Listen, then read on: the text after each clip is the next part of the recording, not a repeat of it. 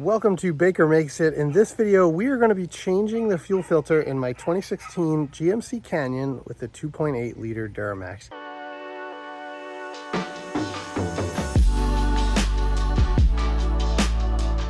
This is a really easy process. If you've never done it before, I would highly recommend learning. It is just so simple. So let's take a look at what we need and how we're going to do it.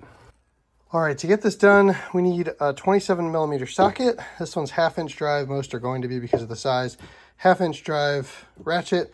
It's paper towels, gloves, and then we are looking at TP1007 is the part number for the fuel filter kit. There are 2 fuel filters in here, and they are identical. They have the seal already installed, and there's that 27mm. So let's go into the truck, see where they go. All right, so on my crew cab, if I come down right in between the doors, right under here is where we want to be. This is the fuel filter housing, and you will recognize the bottom of that is the same as our new one, which is a little hard to see, but it is the same bottom as here. So all we have to do is spin these out and replace them. However, they are full of fuel, of course, and what GM did was they gave us this little bleeder screw here to drain this out. This is going to take a little bit of time. So if you're feeling crazy and you just want to do this fast, you can absolutely skip this step and just take those things out, but you are going to get covered in fuel. If you just are a little patient, take this out. See, it's starting to drip here already. This is just going to hang. You don't have to catch it. It just hangs there. And we're just going to let it dribble. And this is probably going to dribble for at least a few minutes. And then once that's happened, we'll come back and we'll swap the filters. All right, that thing's done dripping. So now we're going to come in with our trusty 27mm here. And one at a time, we're going to take these filters out. I am going to go ahead and just close this up. That served its purpose. And it's just one less thing dripping on me here. All right. So we're going to get this underneath the rear one here. It does not matter what you do first. Just apply some nice steady pressure on this, and it will probably still drip, even though we got most of it out already. Not too bad. So we're just going to let that drain into there.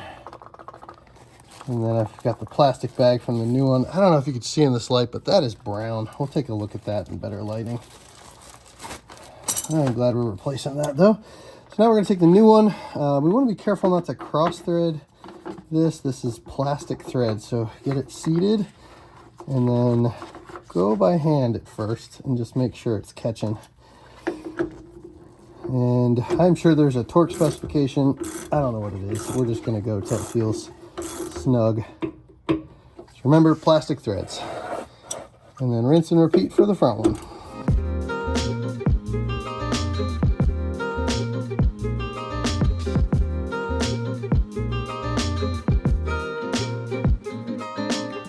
All right, so we got probably over a quart of used diesel here. If you'd used a clean container, in theory, this could go back in the truck. I put this in an old jug and I use it as a fire starter for our fire pit. So up to you, but it's okay to put it back in the truck with a funnel if you can get it to go in there. Okay, before we fire this up, I want to remind you that we just added a ton of air to the fuel system. On a lot of diesels, you have to purge that air out before it will start. That is not the case with this one. However, before we actually start it, we're going to turn it to the run position, and you're going to hear the fuel filter kick on like you normally would, but it's going to sputter and make some very odd noises because it's refilling that fuel filter housing with fuel. So we're going to let it run until it stops. I think it stops after a certain amount of time, and then we may do that a couple times before we actually turn the key. All right, we're in the truck. Let's listen for the fuel filter. Hopefully you can hear it. So we have a pretty consistent whine, and now it's getting louder.